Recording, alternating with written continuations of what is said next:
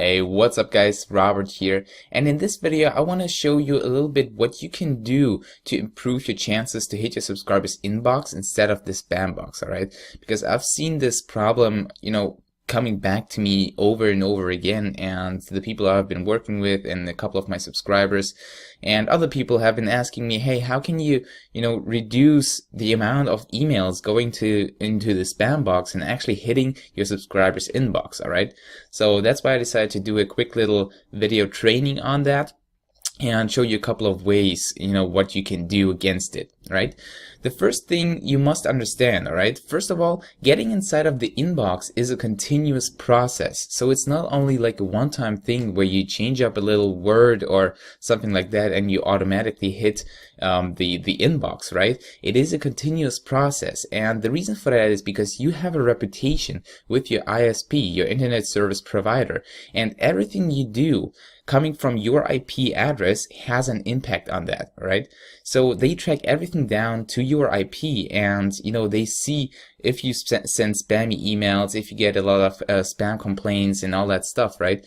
So everything is getting tracked down to your IP address, and the ISP is having their algorithms basically, and they calculate your reputation, and based on that reputation they are delivering your email inside of the inbox or the spam box, all right?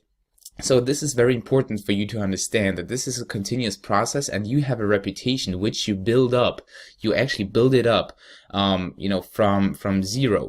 So getting a new IP address is not the solution, right? Because as I told you, it builds up over time, and if you have like a very fresh IP address, you won't automatically have a good reputation, right? Because a lot of marketers wonder, like, if they get a new IP address or get into change autoresponders, they wonder why like a fresh IP address still gets their emails delivered into the spam box, right? But the reason for that is because a new IP address doesn't mean that your reputation is automatically good, right? And another thing you need to understand that ISPs usually don't like business opportunity offers and make money online stuff, right? They don't like health supplements and weight loss pills and all that stuff, because like from those from those fields, basically, there's a lot of spam coming from, right? Because people abuse autoresponders. They are sending spammy stuff, and that's why they tend to not like people that are in this business, all right? But with that said, this is not the end of the world, because there are things you can do about it to improve your deliverability rate and actually get inside of your subscribers' inbox. Alright, so what can you do about it? Basically, there's like a couple of basic steps, very self-explanatory, and a couple of advanced steps you can take to increase your chances to actually hit the subscriber's inbox instead of the spam box. First of all, very important, use your real name, right? This is super simple, but it actually, isn't self-explanatory, unfortunately, because still people use something like Moneymaker or commission crusher or life changer, freedom seeker, stuff like that, right? Use your first and last name so people get to know you, get to know your name a little bit better, and don't think like, who the hell is this guy, right? Because if someone is sending me emails and the from address is like Moneymaker instead of the real name, I automatically unsubscribe and flag them as spam, because I don't know who that guy is, right? So use your real name. This is super important. And then, of course, don't overuse spammy words too much. There are a lot of words you shouldn't be using inside of your email copy, but this is not as important as it's used to be, and not as important as what I'm about to share with you too. But simply make sure not to use too many spammy words, and you can Google it. There are like tons of spammy words you shouldn't be using inside of your emails. I try to keep it down as much as possible, but I still use stuff like free and make money online, right? But of course you should try to overcome those words and use like different words with the same meaning, basically, right? So if you want to have like a list of spammy words, simply Google it up, spammy words to avoid inside of emails, and you should find a huge list, which is going to give you the words you shouldn't be using, all right? So then is something that a lot of people don't know, that you need to include a pure text form email, all right? When you're writing an email, you usually use HTML. Well, that's what I do, all right? And for example, Aweber, what Aweber does is that Aweber automatically converts an email into plain text. So here it is like on auto convert. So he basically takes the HTML email and converts it into a plain text email, right? So Aweber does this, but GetResponse does not. So if you write up an email, either it's like your autoresponder email or your or your broadcast emails, you always need to make sure that once you write it up, you click on, pure or text form. I don't know why it's called in English, but it's probably like pure text or text form. You click on this and you will see it is plain. So there is no plain text form email. So you basically say convert HTML to plain. And then what it does is that it takes your HTML email and converts it into plain text. And then you need, of course, go through the email, make sure it is looking quite nice, do that, all that stuff. And here you will see this is like the recommended width. I think it's like the recommended width. So you should be, breaking it down like this so you don't go over the recommended width basically. And then simply go down the email and, make it look fancy, make it look good. And, just by doing that, the spam score basically reduces and the chances of getting your email delivered increases slightly, all right?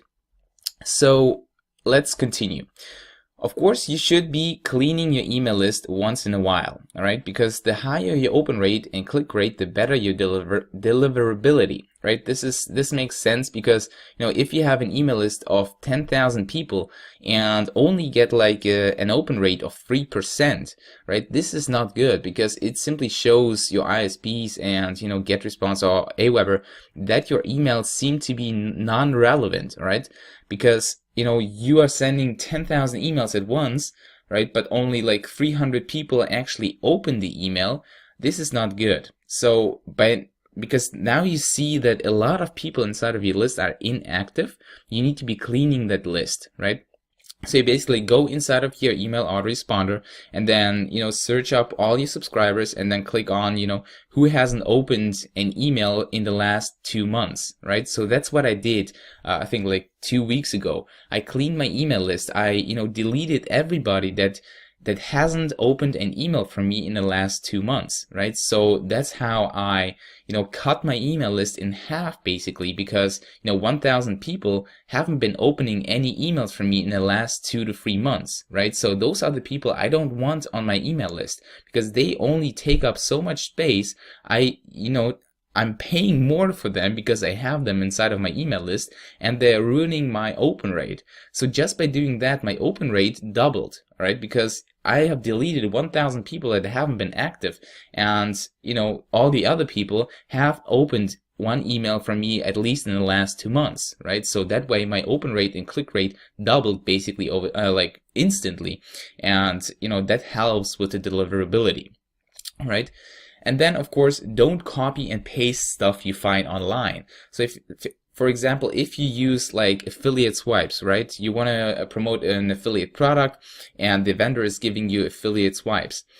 Don't use them like they are right now, right? Rewrite them a little bit, make them a little bit your own. Because if you simply copy and paste stuff you find online, right? A lot of other people are going to be doing the same, right? And it's the same with, Google algorithms and like search engine optimization. If you have duplicate content, Google will punish you basically for taking that and using the duplicate content, right? So, and that's the same with like email autoresponders basically. If you use the same email, like 100 other people, 100 other email owners are sending out to the email list, the autoresponders and ISPs are going to think, all right, like 100 people have sent the same exact email, right? Which is going to the same exact link and are using the same exact spammy words inside of them, so probably it is spam, right? So they will see your email as spam as well. So that's why you shouldn't be using stuff you find online and simply copy and pasting it, right? Try to rewrite it at least a little bit, change up a little bit of words, make it a little bit your own, so you don't simply copy and paste it exactly how it is. Alright, let's get into the more advanced stuff you can do about, hitting the subscriber's inbox instead of the spam box. Alright, so of course, reduce spam complaints. This is a topic for itself. You can look it up on Google if you want to have like a more throughout explanation about how you can reduce spam complaints. But of course, the more spam complaints you get, the lower your reputation with your ISP is going to be. Alright. So if you are sending to an email list you have scraped somewhere or bought or, have it from anywhere, and people don't know you, people don't give you permission to actually email them, then it can be that they are going to be, marking your email as a spam. So that increases your spam complaints and that decreases your reputation with your ISP. Makes sense, right? So if you want to read about that topic, how to reduce that, search it up on Google, because that's just simply too much to cover in this video right now. And of course, if you can, get a professional email like yourname@yourdomain.com, because not only it looks more professional to have that kind of domain, ISPs and autoresponders actually don't like if you use free mail, like something like Hotmail, Gmail, Yahoo. I can't tell you 100% exactly sure if that's really the case, that they don't like those free mails, because I have heard that sometimes, you can use them and you actually get a better deliverability. But that's something you can test out. But I'm using like Robert at listbuildingexpert.com because it simply sounds and looks more professional. All right. And then this is the most important thing. So if you get one thing out of this video, this is it. Get people to reply to your emails, to automatically whitelist your email. This is the most important thing you can do to increase the chances to hit your subscribers' inbox. All right? Because if you get people to reply to your emails, right, that shows the ISP and the autoresponder and their ISP that you are a real person and they actually communicate with you, right? Because if they respond to your email, right, your email address gets automatically whitelisted in some way, and your reputation with the ISP is going to skyrocket, because that actually shows you that you're a real person, you are relevant, and people actually want to communicate with you and are exchanging emails, right? This is the most important thing you can do, and I'm going to get to a part where, how to get people to reply to your emails, right? But this is the most important thing you can do. And then, of course, you can actually get people to whitelist you in your first email. So you can actually actively tell them, hey, please add me to your contacts, whitelist me so you get all the, cool stuff I have for you in store in the next couple of days. Because I've seen a lot of people do this. So they have been actively asking people, hey, whitelist me, add me to your contacts, right? So I can, get your emails, get my emails delivered into your inbox, right? I'm personally not doing this, but I get people to reply to my emails very, very often, and I'm going to show you, how you can do that and how I am doing it in a minute. And then what else you can do is use something like Huboko. This is like a service to clean your email list by verifying them. All right, I can show you. This is the link, guys, if you want to use it.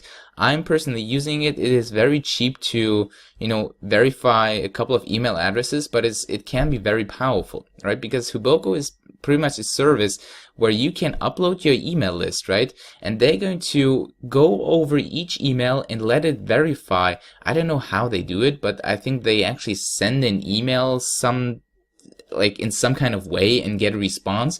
And that way they can see if that email is active, if that email is not a spam trap, because this is very important too, because there are a couple of actual emails that are spam traps, right? And, this service detects those, and the higher your and it reduces the bounce rates, the soft and hard bounce rates. If you don't know what it is, Google it, because this is very important too. If you have a lot of bounces, if you have a lot of inactive emails, it can reduce your reputation with the ISP as well. All right, so this is very cool here.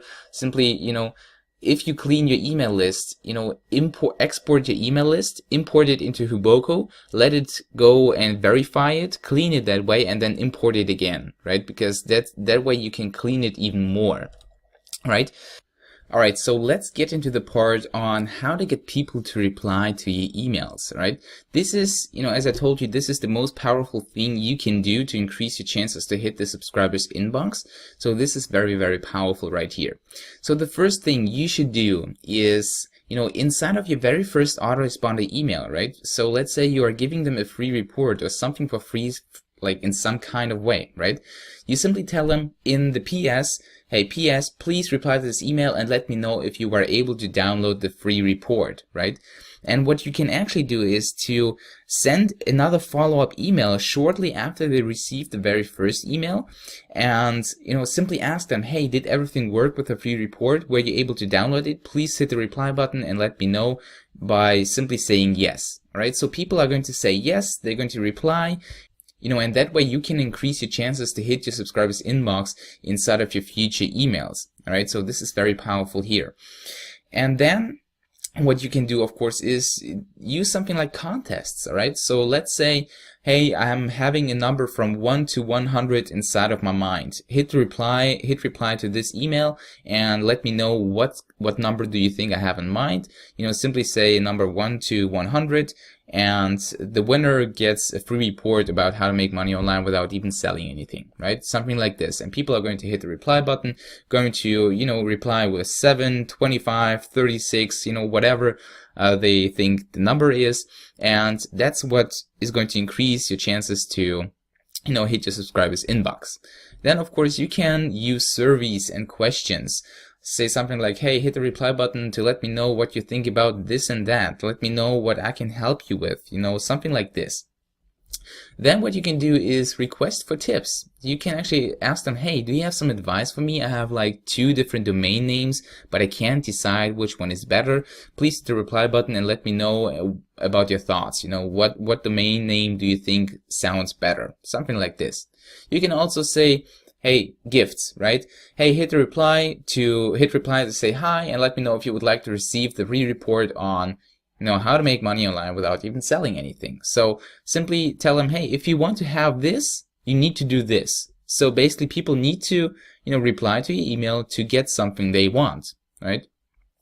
And then, which is very powerful as well, which you can do in your very first email too, is introductions. Get to know your readers at the same time, because you can say something like, hey, hit reply and let me know where you are from and a little bit about your business, your life, your job, whatever you want to get to know, right? So what I do, for example, in my very first email follow-up, which you can see right here, I'm giving them, a little bit of content. And then here, so here's a quick question for you. If I could help you with one thing that will bring you a step closer to your goal and ultimately would have a huge impact on your journey, what would it be? Hit reply now and let me know, right? So that's the very first email. And I'm giving, a question to them, which they can actually reply to. And now if someone replies, I can be sure that, this person, not only, it creates engagement, and they are going to see, hey, this guy wants to help me, but it's actually going to increase my chances to hit their subscriber, like their inbox in my future emails. So this is very, very powerful right here. Right, so those are the things you need to be doing, or you could be doing, to get people to reply to your emails. This is very, very powerful, and if you're going to use this, use those ways to get people to reply, and you will see that more people are going to get your emails inside of your inbox. And always remember, guys, that this is a continuous process, right? This is something you should be doing every single day, not only once and then expect your reputation to be insanely good, but actually do this once in a while, get people to reply to your email, send quality stuff that people actually read, and by the time you will have a better deliverability and more emails are going to hit the inbox instead of the spam box. All right. this is it for this training. I hope that helps. If you have any questions, let me know. Please also let me know what you thought about this training. If it was helpful, please let me know in the comments below, and I'll see you in the next video. Bye bye.